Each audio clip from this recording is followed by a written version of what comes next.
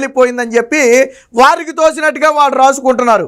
సరే, ప్రజలు ఇచ్చిన తీర్పునే సాక్షిలో వక్రీకరించి రాసే దౌర్భాగ్యమైనటువంటి పరిస్థితుల్లో వైసీపీ పార్టీ ఉంది. కాబట్టి ఈరోజు కోర్టులను మాత్రం వాళ్ళు గౌరవిస్తారనేవి లేదు. వివేకానంద రెడ్డి హత్య కేసులో కూడా కోర్టు ఒకటి చెప్తే వీళ్ళు ఒకటి రాస్తారు, వీళ్ళు ఒకటి ప్రచారం చేస్తారు. సరే, చివరికి నిజం ఏంటనేది మొత్తానికి తెలిసిందనుకుంటే అది కాసేపు పక్కన పెడదాం. ఈరోజు కోర్టు ఏం చెప్పింది, చంద్రబాబు గారిని కోర్టుని ఒక తప్పుదోవ పట్టించారు. ఇందులో కోర్టు తప్పేమీ లేదు, కోర్టునే తప్పుదోవ పట్టించారు. ఏమని, చంద్రబాబు గారు పబ్లిక్ మీటింగ్లో ఆధారాలు లేకుండా లడ్డూ గురించి మాట్లాడి భక్తుల మనోభావాలు తీశారు అని చెప్పి కోర్టుకు చెప్పారు. వాస్తవానికి ఇక్కడ కోర్టు కూడా ఏమని చెప్పింది అంటే, పూర్తి ఆధారాలు రాకుండా మాట్లాడితే భక్తుల మనోభావాలు దెబ్బతినే అవకాశం ఉంది కదా అని చెప్పి కోర్టు అడిగింది.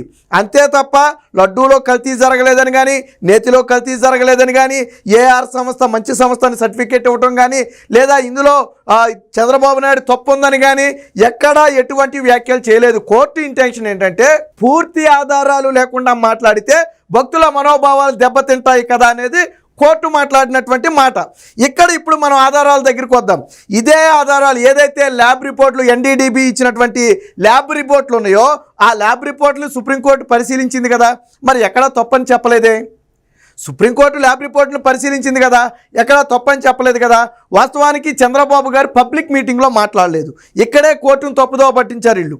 చంద్రబాబు గారు ఎమ్మెల్యేలతో ఏర్పాటు చేసినటువంటి ఒక సమావేశంలో వేరు విషయాలు మాట్లాడుతూ జగన్మోహన్ రెడ్డి విషయం మాట్లాడే సందర్భంగా గతంలో ఇలా చేశారు అని ఒక ఫ్లోలో చెప్పిన మాట. అది కావాలని చెప్పింది కాదు, దానికోసం మీడియా సమావేశం ఏర్పాటు చేసింది కాదు. అప్పుడు మాట్లాడింది చంద్రబాబు గారు కేవలం దీని గురించి 30 సెకండ్లు మాత్రమే. అది గుర్తుపెట్టుకోండి, 1 మినిట్ లోపు మాత్రమే లడ్డూ గురించి మాట్లాడారు.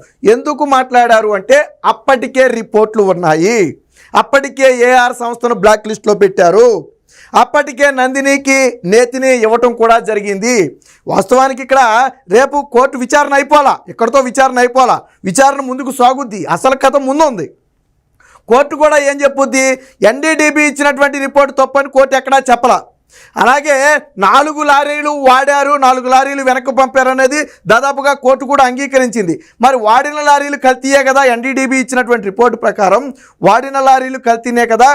సో అక్కడ ఆధారాలు ఉన్నాయి కదా. రెండోది, రాష్ట్ర ప్రభుత్వం ఆల్రెడీ దీని మీద ఒక సిట్ని కూడా ఏర్పాటు చేయడం జరిగింది. సర్వశ్రేష్ఠ త్రిపాఠి ఆధ్వర్యంలో ఆల్రెడీ విచారణ ప్రారంభమైంది. ఏఆర్ సంస్థకు సంబంధించి ఇప్పటికే పరిశీలన చేస్తున్నారు, దీనికి ఉన్నటువంటి సంబంధాలన్నిటి మీద కూడా విచారణ చేస్తున్నారు. నిన్న ల్యాబ్ రిపోర్ట్ల మీద పూర్తిగా తిరుపతిలో ఈ టీం మొత్తం కూడా పనిచేసింది.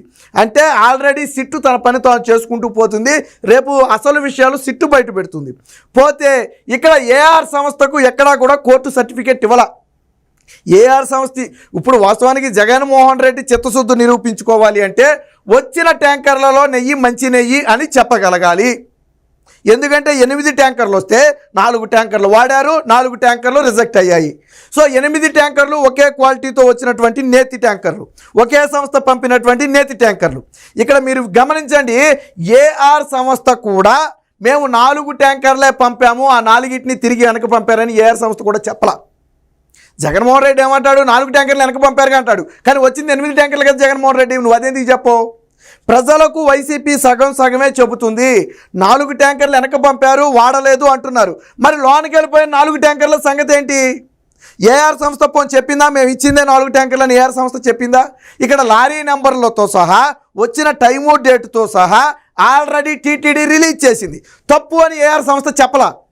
వీళ్ళు 8 ట్యాంకర్లు వచ్చాయి, 4 ట్యాంకర్లు రిజెక్ట్ అయ్యాయి, 4 ట్యాంకర్లు వాడారు అని టీటీడీ చెప్పింది. 4 ట్యాంకర్లు వాడలేదని ఏఆర్ సంస్థ చెప్పలా. ఏఆర్ సంస్థ ఏం చెప్పింది, మా నేతిలో కల్తీ లేదని చెప్తుంది. ఎవడైనా అదే చెప్తాడు. ఇప్పుడు నేను దొంగతనం చేశా, నేను ఎవరికని చెప్తానా? నేను దొరికినా కానీ నేను దొంగని కాదనే అంట. ఏఆర్ సంస్థ కూడా ఏమంటుంది, మాది మంచినయ్యి అంటుంది. నువ్వు 8 ట్యాంకర్లు పంపావా, 4 ట్యాంకర్లు పంపావా అని ఏఆర్ సంస్థను అడుగు. ఏఆర్ సంస్థని ఎన్ని ట్యాంకర్లు పంపావని అడుగు, చెప్పుద్ది. ఎన్ని పంపింది? 8 పంపింది. మరి 4 రిజెక్ట్ అయ్యాయి, ఓకే, మిగతా 4 సంగతి ఏంటి? రెండోది, ఇక్కడ చంద్రబాబు గారి ఉద్దేశం రాజకీయం చేయటం కాదు. అదే నిజమైతే ఈ ఎన్డీడీబీ రిపోర్ట్ వచ్చిన మరుక్షణం ప్రెస్ మీట్ పెట్టి జగన్మోహన్ రెడ్డి బండారాన్ని బయటపెట్టచ్చు. మన చేతిలో రిపోర్ట్ ఉంది, ఆల్రెడీ 4 ట్యాంకర్లు వాడేశారు.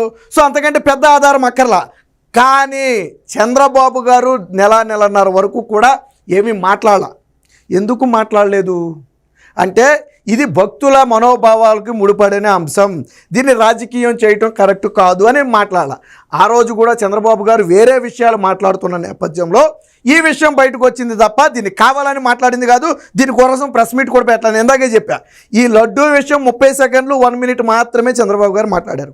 తర్వాత వైసీపీ ఏం చేసింది, ఆధారాలు ఏంటి అని అడగటం మొదలుపెట్టారు. మరి ఆధారాలు ఏంటి అన్నప్పుడు బయట పెట్టాలి కదా. అప్పుడు రిపోర్టు బయట పెడితే గుమ్మడికాయల దొంగ ఎవరంటే భుజాలు తడుముకున్నట్టుగా అబ్బాయి 4 ట్యాంకర్లు వెనక పంపేశారుగా, మాకేంటి సంబంధం 4 ట్యాంకర్లు వెనక. అప్పుడు దాకా ఆధారాలు అడిగింది వైసీపీనే. ఈ రోజు మాట్లాడితే రేపు మధ్యాహ్నం ఆధారాలు బయట పెట్టేదాకా అడిగింది వాళ్ళే. ఆధారాలు ఎక్కడ, ఆధారాలు లేకుండా మాట్లాడతారా, ఆధారాలు ఏవి, ఎవరు చూశారు టెస్ట్ అని మాట్లాడారు. రిపోర్టు బయట పెడితే అబ్బాయి 4 ట్యాంకర్లు వెనక్కి వెళ్ళిపోయి 4 ట్యాంకర్లు వాడలేదు కదా, కల్తీ ఎలా జరుగుద్ది. అప్పుడు దాకా ఆధారాలు అన్నారు, ఆధారాలు బయటపడే కల్తీ జరగలేదు అన్నారు కదా. ఇవన్నీ కాసేపు పక్కన పెడదాం. జగన్మోహన్ రెడ్డి ఎందుకు తిరుమల వెళ్ళలేదు?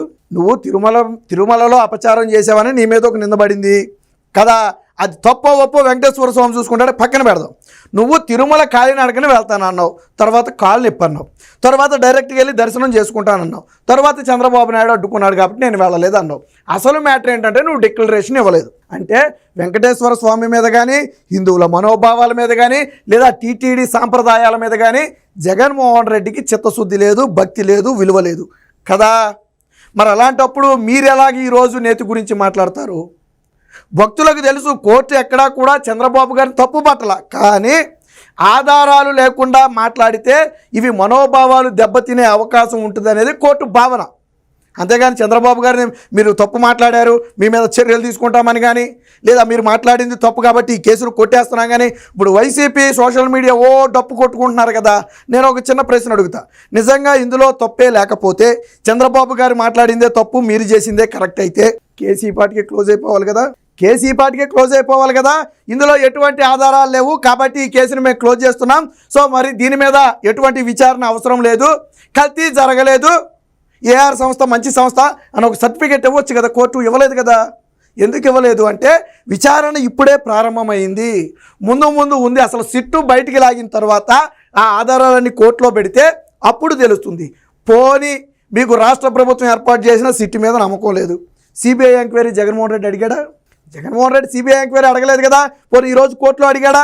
అడగలేదు. మొన్న నరేంద్ర మోదీకి రాసిన లేఖలో అడిగాడా? అడగలేదు. మరి ఎందుకు సిబిఐ ఎంక్వైరీ అడగలేదు? జగన్మోహన్ రెడ్డి ఎందుకు సిబిఐ ఎంక్వైరీ అడగలేదు? అడిగితే వివేకానంద రెడ్డి హత్య కేసులో ఎలా దొరికిపోయాడో నేతి కేసులో కూడా అలా దొరికిపోతాడో అది జగన్మోహన్ రెడ్డికి తెలుసు. వాస్తవానికి జగన్మోహన్ రెడ్డికే మెడ ఉచ్చు బిగిసింది. ఈరోజు సుప్రీంకోర్టు ఆ ఆధారాలు ఎన్డీడీబీ ఆధారాలను ఒప్పుకుంది, 4 ట్యాంకర్ల లోనికి వెళ్ళిన మాట ఒప్పుకుంది. అలాగే ఆ కేంద్ర ప్రభుత్వమే ఏఆర్ సంస్థకు నోటీస్